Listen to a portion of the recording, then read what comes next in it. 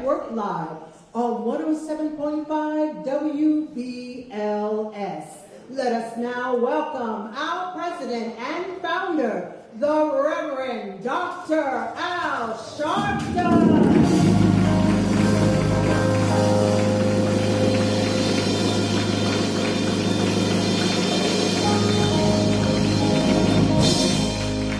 No justice, no peace. No justice, no peace. No justice, no peace. No justice, no peace. What do we want? Justice. What do we want? Justice. What do we want? Justice. When do we want it? Now. When do we want it? Now. When do we want it? Now. When do we want it? Now. Shake hands with the person next to you. Tell them you love them.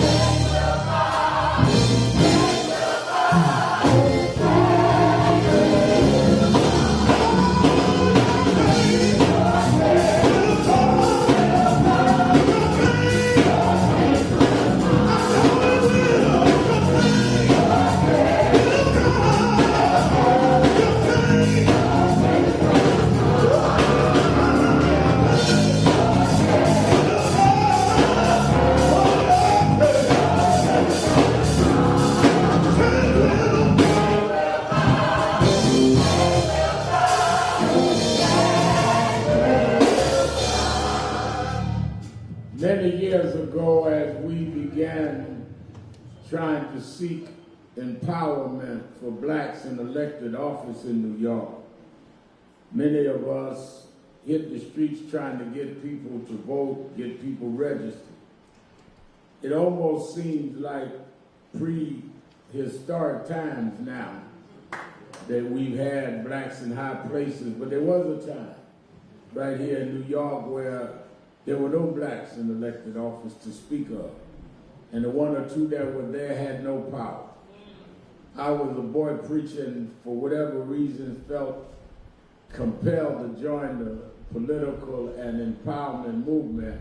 I was about 11, 12 years old. I was out helping to register voters and I couldn't even vote. I couldn't even register to vote. And one of the leading pastors in the country at that time used to see me out there and he'd say, let that boy do what he's doing.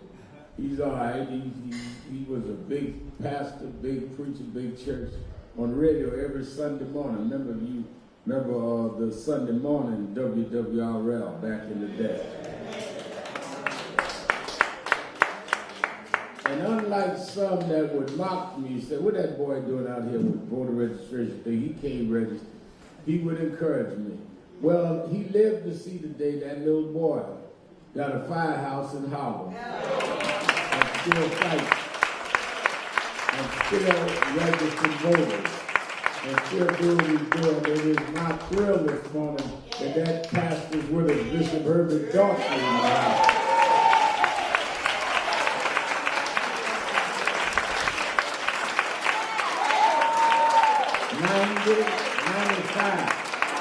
95 years old.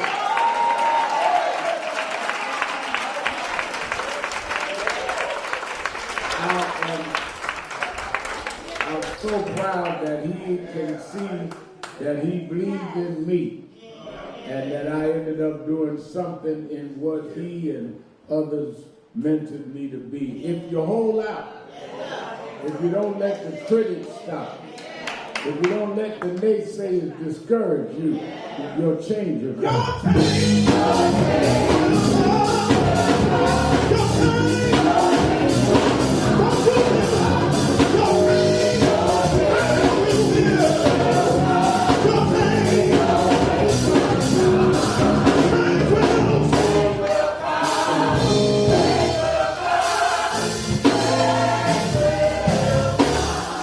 Bishop Daughtry was the vice chairman of Operation Breadbasket of Greater New York. Dr. King started the organization. He was the economic arm of SCLC. National director was the Reverend Jesse Jackson. And the chairman was Reverend William Augustus Jones. And one of the things that we addressed, and I addressed all throughout the rest of my journey, was the problem of police brutality and police accountability. Well, it was interesting to me and providential to me that the mayor of New York on yesterday announced that he was pronouncing the new chairman of the Civilian Complaint Review Board. This is the board in New York. Those who are around the country, the board in New York, where civilians or citizens can bring complaints against police. And sometimes it was good according to who was heading, sometimes it wasn't. So we needed somebody strong there that would deal not with being anti-police, but not with being so pro-police they didn't hold them accountable. So yesterday we woke up and the New York Times told us the mayor appointed Dr. Bill Jones' daughter, Attorney Jennifer Jones Austin.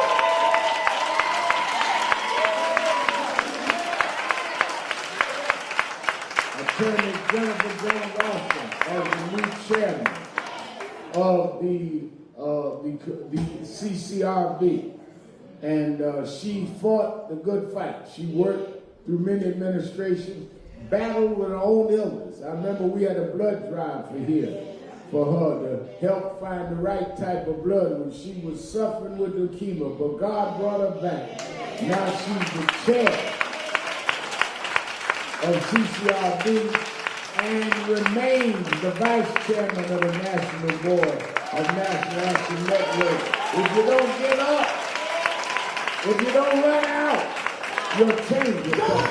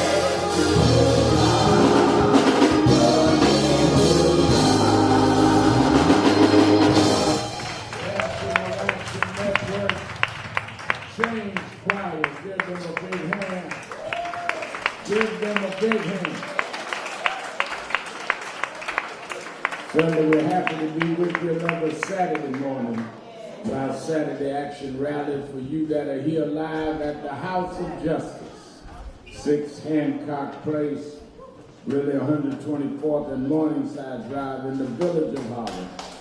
And you that are listening to us live on WBLS 107, 105.7, 107.5, always get that. 107.5. And you that are watching us live on nationalactionnetwork.net, on Impact Television and on YouTube/NAN.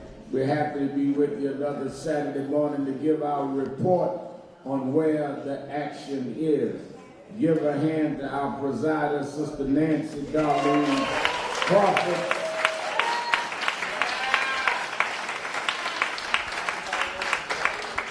Our musical director, Minister Tyrone Richardson.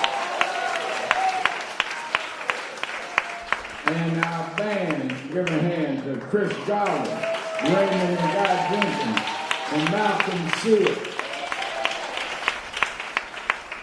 And we glad for our music. Chris, you just got married, man. Yeah. All right.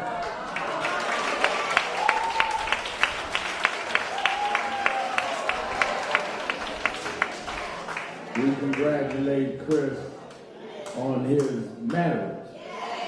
Even though he didn't have me do the wedding, we are at the side. And of course, every week we have, so Bishop George, we don't just call it National Action Network, it is national. And every week since we come in here, this is the third week we're in our new building, in our own building.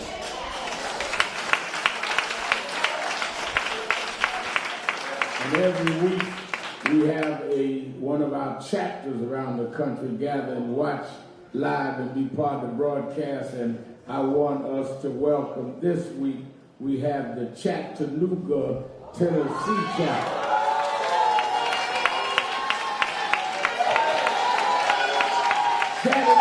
Chattanooga.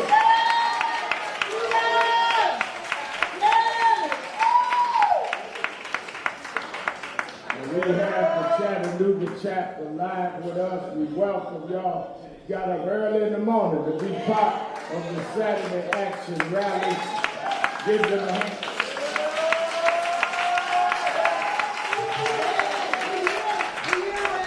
And they get ready for the Washington March, and they got a great leader there, Sister Elnora Woods, head of the Chattanooga chapter. Come on.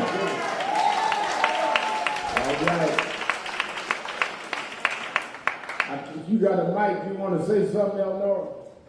It is just wonderful to be here with everybody on the Saturday morning rally and to have all of these people get up early this morning to meet you, Reverend Al Sharpton.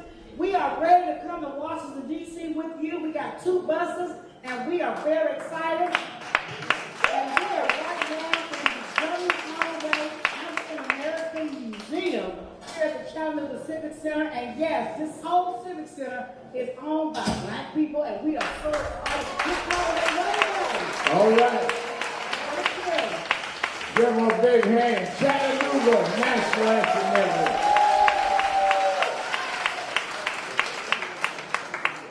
Let me first acknowledge and thank all of you. Let me also give a great announcement, a great message for Reverend Meriwether, who gave us great Meriwether, Dr. Meriwether.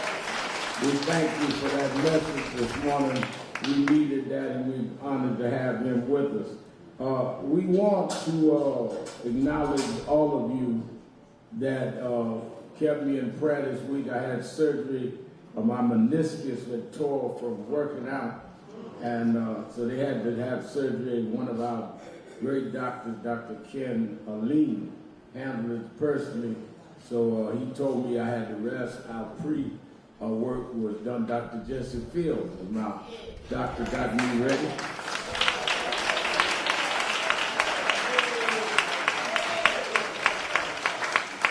And you did a great job, and all of you that sent your prayers, and I appreciate it. I've only had surgery one other time in life. That's when a guy stabbed me leading that march in Bensonhurst. So I didn't know what to do about surgery. They told me no, surgery is you can't play with it. Jesse Fields told me, he said, now it ain't major surgery, but it's not minor either. And you got to follow the instructions. So I said, all right, but I can. You don't need a cane. You don't need crutches. Just stay off your foot as much as you can. And I think that we can all thank God for full development. I won't say recovery, but full development as we go forward. And I think that we have, that's just for working on the building, we trying to expand. But, and I think that we are on our way to full recovery. So I appreciate your prayer. Let me say that one of the things that inspired me is the doctor came in and said to me that, you know, you can go home, you go by the office tomorrow or next day, but don't stay on your leg. And you want somebody to help get you around. If you need, let me know. I said, well, I think I'm all right. I always have guys with me. He said, well, I got a special assistant that volunteered if you need it. Said, Tony said he helped me. I said, well, doctor, my leg feel all right right now. In fact, ain't nothing wrong with my leg. So I want you to know, Tony, you inspired me to heal quicker. I was ready to do the James Brown dance the next day. In my announcements, let me say that we are sad to announce the funeral services of Mother Catherine Nixon. Mother Nixon lived to 103 years old. 103. 105? All right, got all these 105-year-olds. That means I got a long way to go. I hang out with 105-year-olds. Her funeral will be Wednesday, this coming Wednesday, August 5th, at Mother AME Zion Church, 11 o'clock, which, as you all know, we were there temporarily, is 137th Street between Lenox and 7th. Reverend Dr. Malcolm Bird is the pastor. I'll be doing the eulogy. She was a lifetime member of NAN. She was always here, always served. And even when they put her in the nursing home, she would watch NAN every week, and Reverend Bird would go by and see her, and she would talk to our board member, Dawn, would go all the time, Dawn Jones, and see her and visit her. So God bless the memory of our own Mother Catherine Nixon. Give her a hand.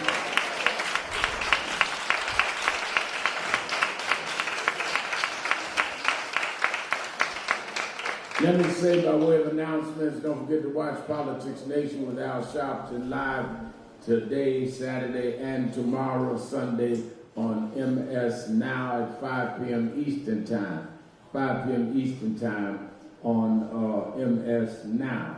I tease people of Illinois that in the Midwest, God told me, Reverend Al, I turned on the TV at 5 o'clock, you wasn't there. I said, well, what are you talking about? He said, I said, where you live? He said, Chicago. I said, it's 4 o'clock in Chicago. It's 5 o'clock Eastern Time. He thought I wasn't on. No, he wasn't on. Among my guests, I'm going to talk a lot this weekend about what's going on as we prepare for the midterms, and Michigan has a primary coming. But I really want to talk about also a lot of the foolishness going on in terms of changing these districts. I'm going to have members of Congress on, including U.S. Senator Allen Brooks, who's been touring Mississippi. She'll be on. I'm going to have Jennifer Jones Austin on about policing. I'm going to have many of our governors. So make sure you watch tonight and tomorrow on Politics Nation with Al Sharpton live at 5 on MS Now. And I'm sure all of you tuned in. You paid your cable bill, Tony, right? Just checking. Let me, there's been a lot of media about the Nolan Wells case. And I want to address that a minute, because sometimes people throw things out to cause confusion. Now, there was first the governor of Mississippi said that Ben Crump and Al Sharpton came down here to stir up stuff. And that they're just doing it for their own gain. Well, I don't know what we gain going to Ocean Springs, Mississippi. Be honest, I never heard of Ocean Springs, Mississippi. And I've been to Mississippi many times. But what they never want to deal with is that any case we get involved in, we get involved at the request of the victim.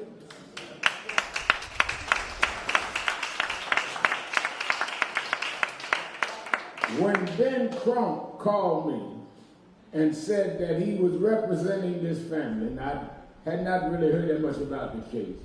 I saw a little online, and he said that they wanted to talk to me, and I talked to the parents, and they said that they wanted answers as to why their son was on a trip to Horn Island. I said, what's Horn Island? He said, it's just a few miles from land, from where we live, Ocean Springs. And a lot of the youngsters and some of the adults go over there, particularly it was going to be on the 4th of July. And they said that they wanted to go. He went with 3 other of his friends, all white. He's black. And he was a football star. They big in his school. He said, and they came back and he didn't. And we searched for him, couldn't find him. For 2 days, they finally came up with his body. And they didn't have his cell phone and his keys. And we found out one of the guys had it by tracking him on the 360 tracker.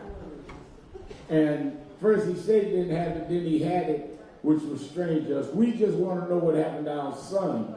And what threw us off, Reverend, this is all on the phone, is that the local law enforcement said right away there appears to be no foul play, which meant they were judging the case before they investigated.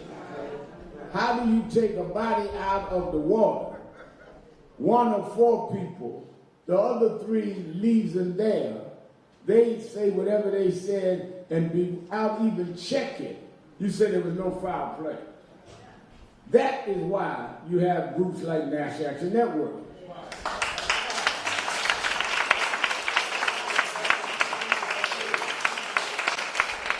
So they came to us. I said, well, I'll be glad to help. They said, would you also do eulogy at his funeral? I said, yes, I will, and we'll help to do whatever we can to raise the profile. Then Attorney Crump said, well, can I bring them to meet with you in Harlem? I said, in fact, we just opened our new headquarters, and we'll have a press conference to highlight this. The first national exposure press conference they had was right on this platform, which was the first press conference in this building on the National Action Network.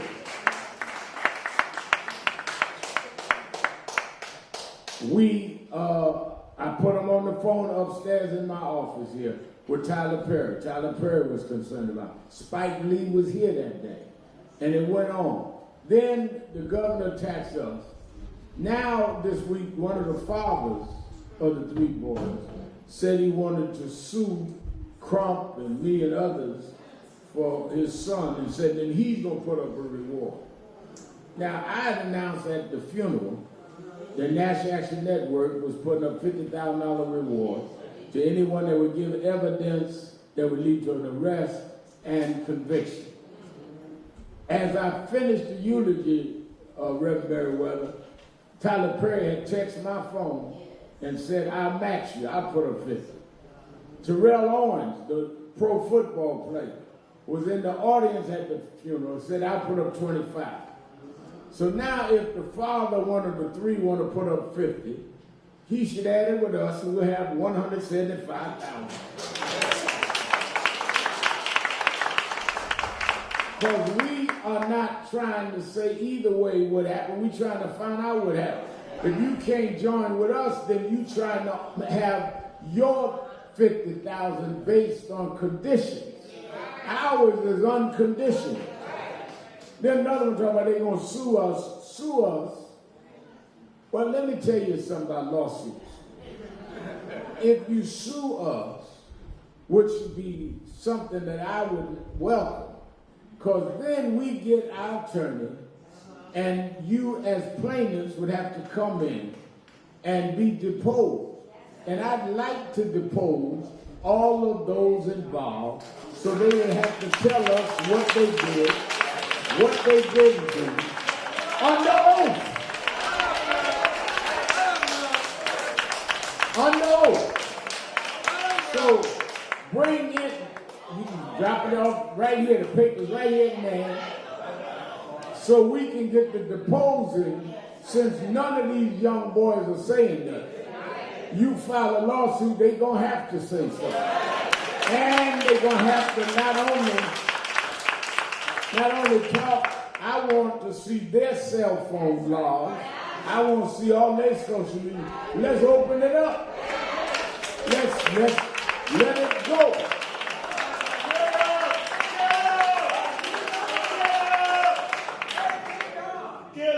The insensitivity of attacking parents for just wanting to know what happened to their child. I mean, stop a minute and think about that. Something happened to one of your children. They end up dead, 18 years old, and you're not supposed to ask no questions. The insult that we don't love our children like you love yours. Of course you're going to ask questions. And the fact that you become insulted raises a suspicion of what it is going on. Why would the governor be offended with people helping people that ask for the help? I didn't call them, I didn't know them, I didn't even know your city. So if somebody wanted to reach out to somebody, why are you offended? Are you offended because maybe they don't trust reaching out to you?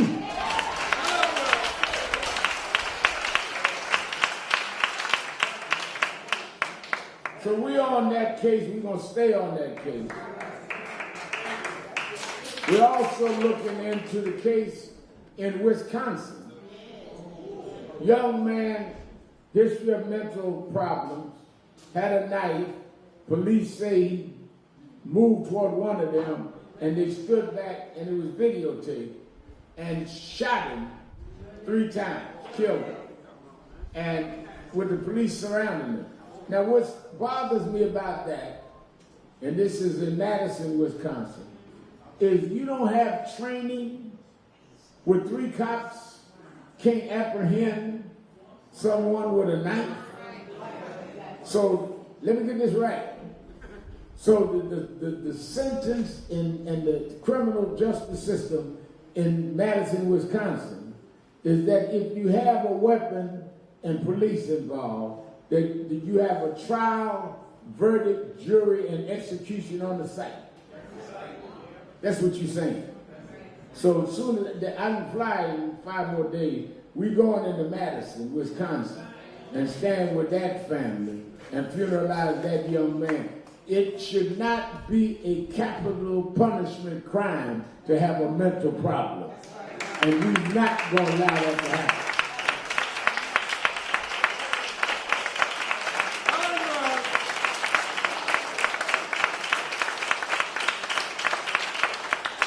Mental health is a problem in this country. And we cannot allow mental health people, patients, be treated differently in different communities. I've seen you talk whites out of buildings that had ammunition, all kind of stuff. And you learn how to talk to them. I've seen them that would hold guns on law enforcement, and you talk to them, you bring backup. You bring people trained to talk to them. But when it comes to us, you shoot us down like we're worthless. We are not worthless. Our communities will put value on the life of that young man.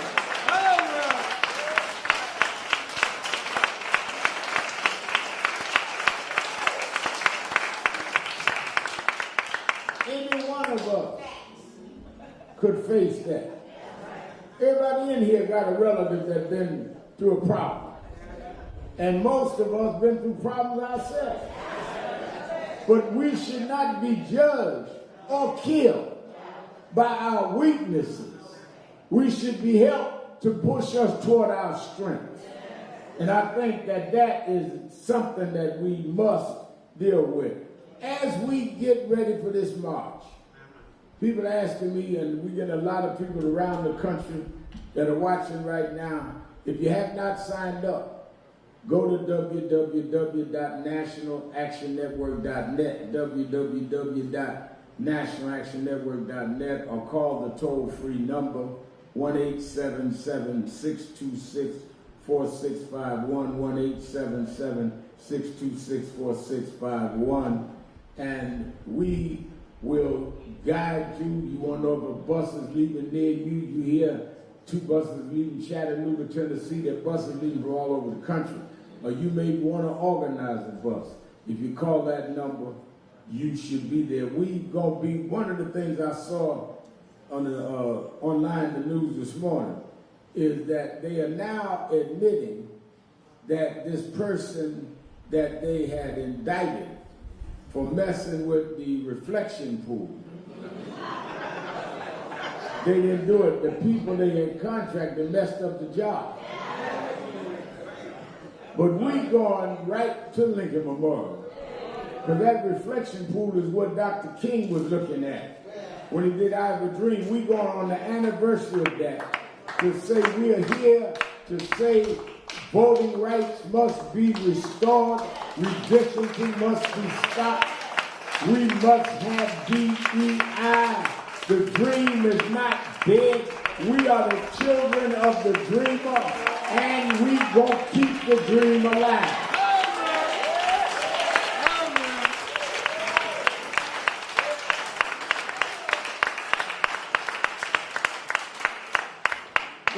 One of the things that is most, to me, intolerable is that we've been too quiet.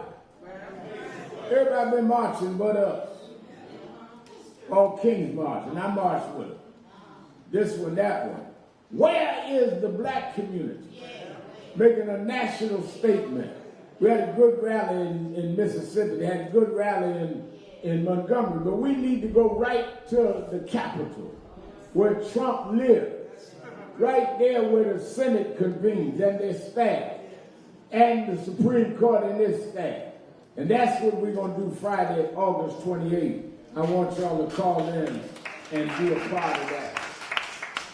One of the things I was reading this week, and it occurs to me that we have a problem with how we think. And if we think wrong, we're going to conclude wrong. Now, Reverend Marshall, take out your Bible. Romans, I think it's 12th chapter and first verse. And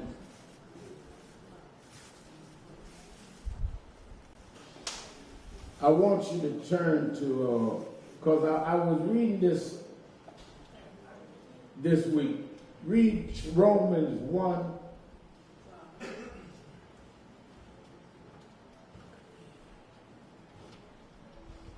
Romans 12 and 1.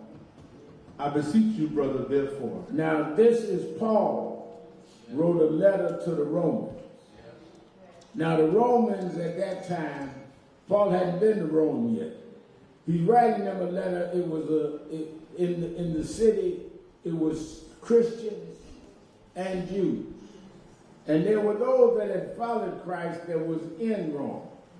And Paul, writing a letter to the Romans before he got there, he said, I beseech ye therefore, brethren, by the mercies of God, that ye present your bodies as a living sacrifice. First he said, you present your bodies as a living sacrifice unto God. Now, I'll stop right there. Many of us don't understand that one of the things you do when you stand and serve others, one of the things you do when you march, is you're presenting your body as a living sacrifice to God. A lot of us just run scripture and quote stuff that we ain't never gonna do.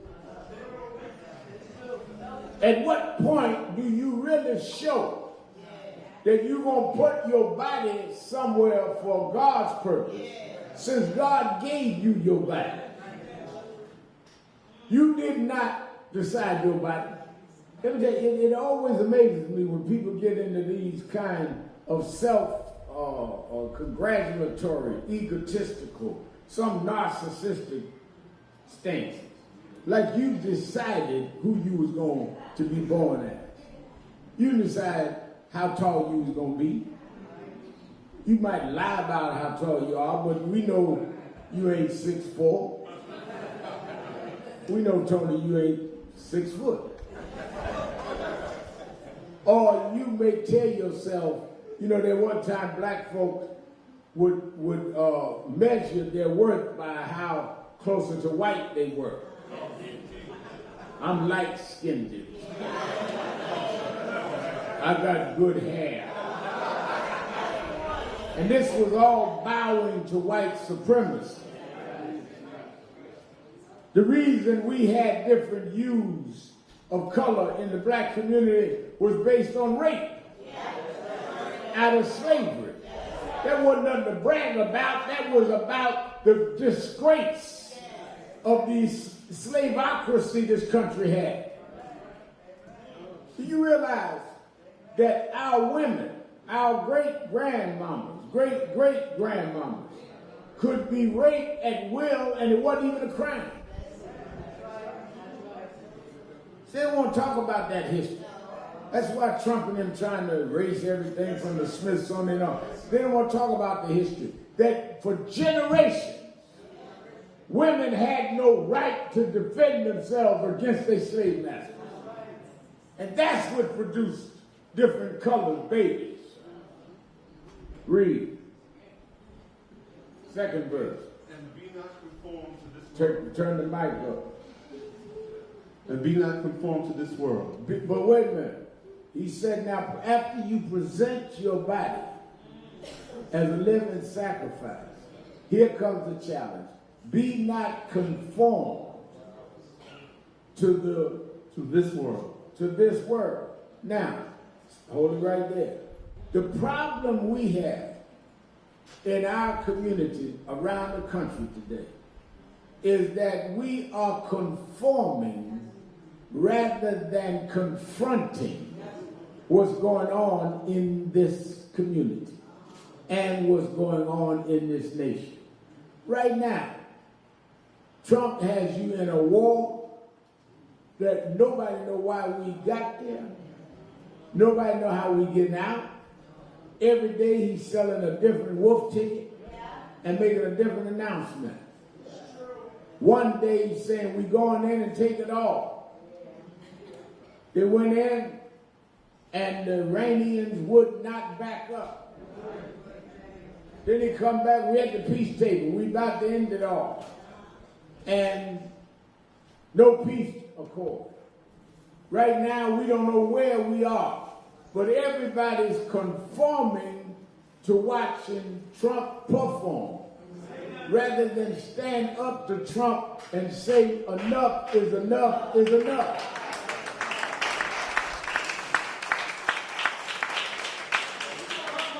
What is amazing to me is how we allow Trump to just set the course.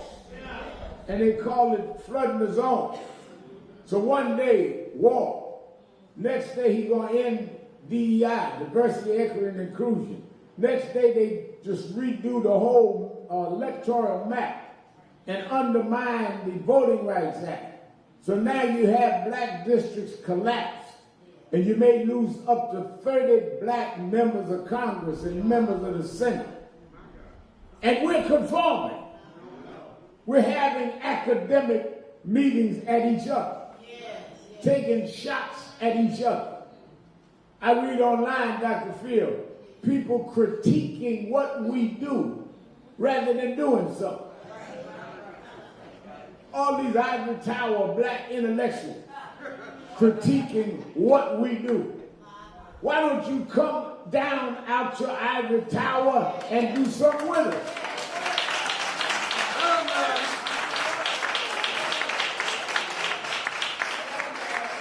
I don't know about what Sharpton and them was doing. I'm studying that. Don't study. Come and get what we write. Columbia 2-3 blocks away. Come on over here and help us do. If you so smart, come tell us what to do. Or shut up and get in line and let's go and do what needs to be done. Or then you got the other side. This is God to the holy. Holier than thou. I've got a different anointing. Well, what is your anointing? You anointed to anoint? When you gonna show that anointing? When you gonna stand up? For every 3 Hebrew boys, there's a Nebuchadnezzar. We got Nebuchadnezzar, where are you? You scared to get in the fiery furnace. Because you really don't believe that God can help you in the fiery furnace. You scared of Trump. But there were those that wasn't scared of Belshazzar. Daniel slept in the lion's den. What gave Daniel the courage to sleep in the lion's den? What gave the 3 Hebrew boys the courage to stand up and go in the fiery furnace? They understood something we need to understand as we get ready to go to Washington. And that is the same God that made them, made the fire. The same God that made Daniel, made the lion. God can lock the lion's jaws. God can take the heat out of the fire. Whatever you face, God is in charge.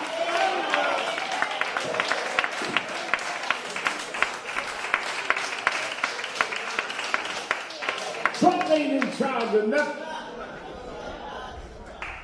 I get up every morning about 4 o'clock, do a little study before I go to the gym. And you know what? I don't care what news is on, good or bad. The reason why I don't get all kind of flustered is because every 20 minutes or so they stop and do the weather. And I know Trump ain't in charge of the weather. So it reminds me, no matter what they put on me about Trump, the weather tells me God is still in charge.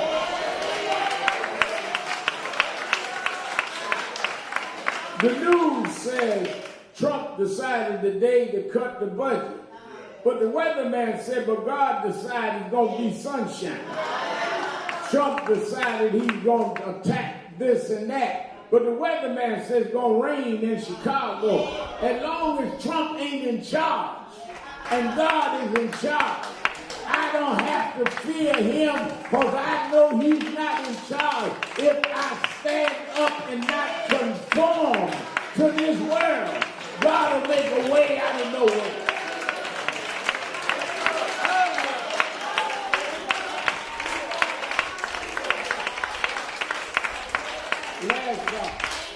But be ye transformed by the renewing of your mind. Okay, this how you do it now. Be ye transformed by the renewal of your mind. The problem you got is your mind ain't renewed. The problem you got is that you got a slave mentality. You got a backseat mentality. They forced us into slavery. And they're celebrating 250 years. But 250 years ago, we were enslaved. There were some slave rebellions, but many of the slaves stayed in line because they broke their mind. And many of us today are where we are in our communities the way it is because we have broken minds. And our teachers and preachers need to be addressing the renewal of our minds.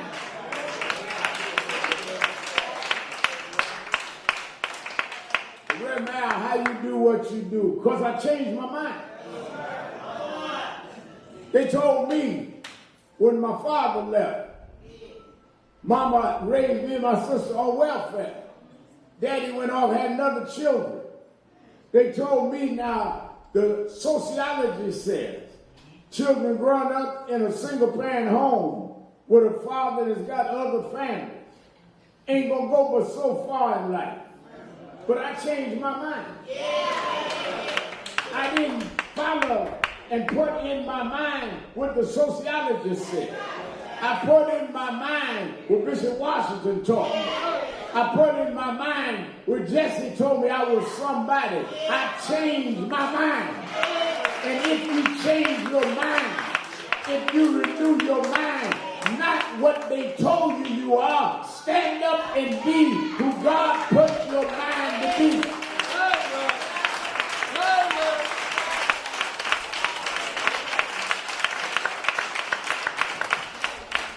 Trump attacks me, but his attacks don't matter. Got to call me Reverend Al, and Trump wrote something on True Social. Reverend Al, ain't you a little shook up? The president said you a con man. The president said that you a hustler.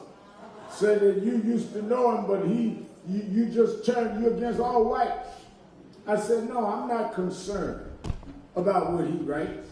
The fact that he's writing it must mean I'm significant. He's president of the United States.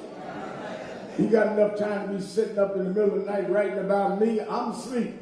I ain't writing about him. But I renewed my mind. I was not called to preach by Trump. I was not appointed by Trump. I was anointed by God to preach the gospel, to speak up to those that are down, to lift those that need to be lifted. I believe in a God that's stronger than the president.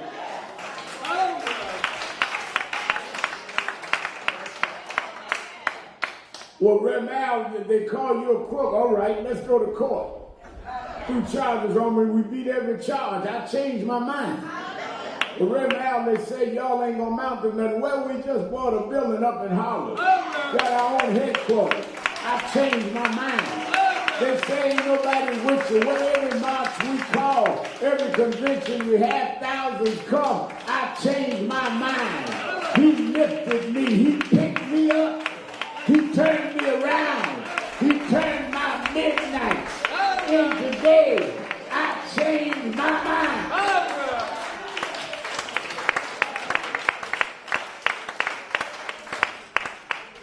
As I was coming out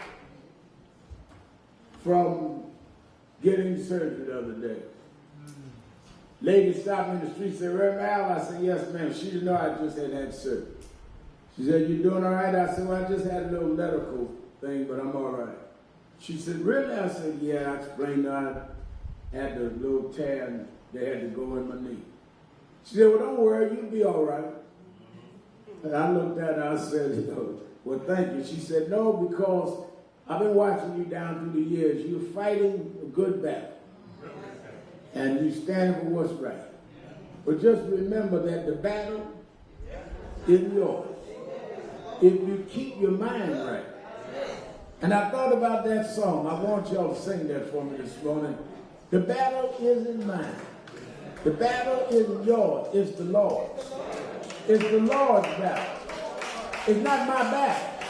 Reason why I can keep going, not that I'm that strong, but I'm fighting the Lord's battle.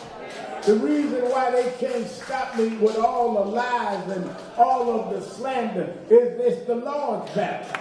The reason why I can work 16, 18-hour days and not get tired, it's the Lord's battle. If you fight the Lord's battle, He'll give you strength that you didn't know you had. He'll put wind under your wings. The battle isn't mine, it's the Lord.